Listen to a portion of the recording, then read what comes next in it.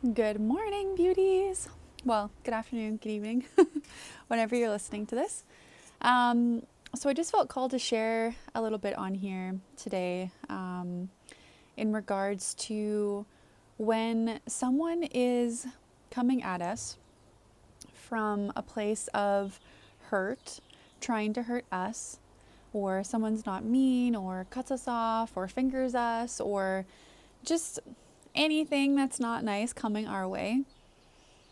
We learn over time to not take it personally, to recognize that when people are coming at us in a harsh or mean way, in the spiritual community, a lot of people will say that's a mirror for us to see that we're not facing those mean or hard places inside of us, or we need to forgive, or you fill in the blanks.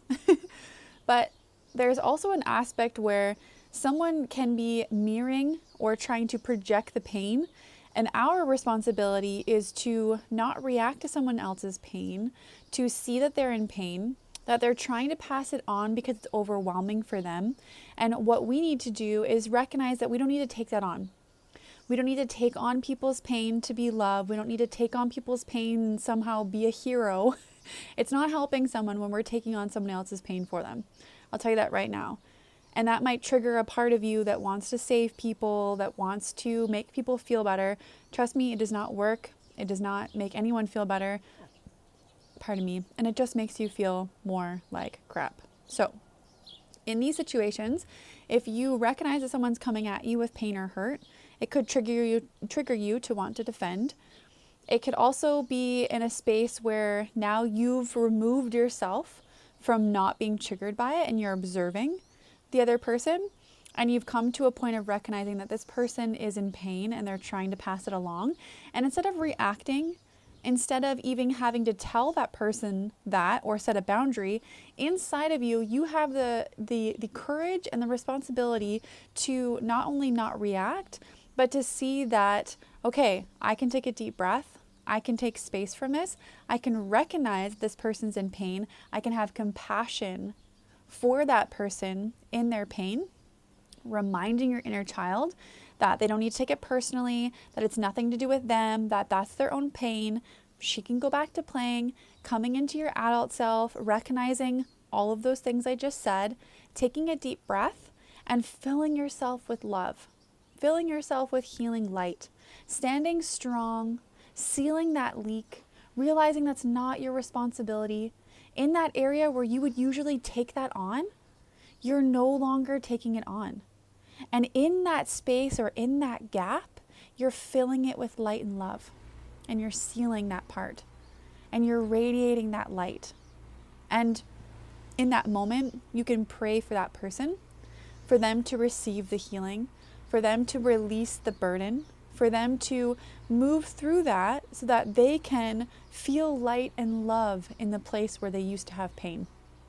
That's all we can do for people.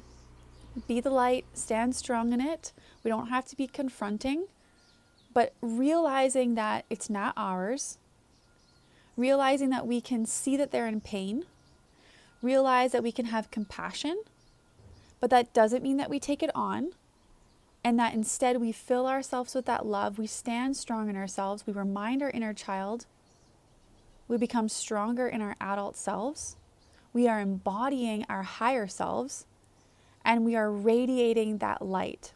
And we are being that example, which may trigger the person. They may leave the room. They may no longer have they may have a hard time being around you. They may have to reflect on how they were, right? And I think a lot of times we come from an aggressive place needing to tell that person, you need to change. But realistically, we are the ones responsible for changing how we respond and how we react and how we are around people like that. So it's a huge responsibility piece for us to create peace inside of ourselves, regardless of the circumstances that are going on around us.